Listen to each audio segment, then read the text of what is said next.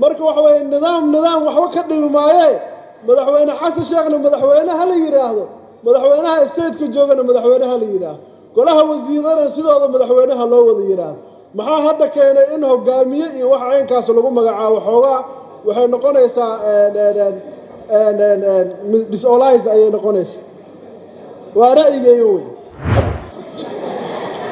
waxaa ku soo heray aniga ninkaas guddigow ka tirsan yahaa liidi waa nimanka fikradaha anaka aan sheegayna rabna inay khulaaseeyaan inuu asaga dacwo kala keeno anaka naga hor keeno war kuma habboona asayna ku habboonayn waxaan ku habboonayn inuu garta kaliyahaan u sheegaya waana mahadsantihiin asalaamu calaykum waa mahadsantihiin sidaan hore idinkugu sheegay aniga guddiga waan ku jiraa guddiga dastuurka waa ka mid ahay oo siida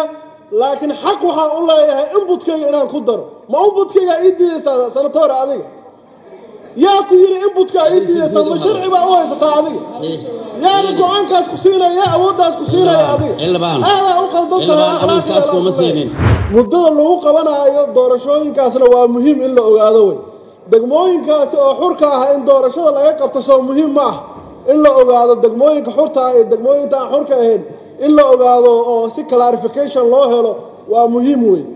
degmooyin badan oo shabaab ka taliya daro sida loo xalinayaa taasna waa guddigaan u soo jeedinaya waxay ka dhihi lahaayeen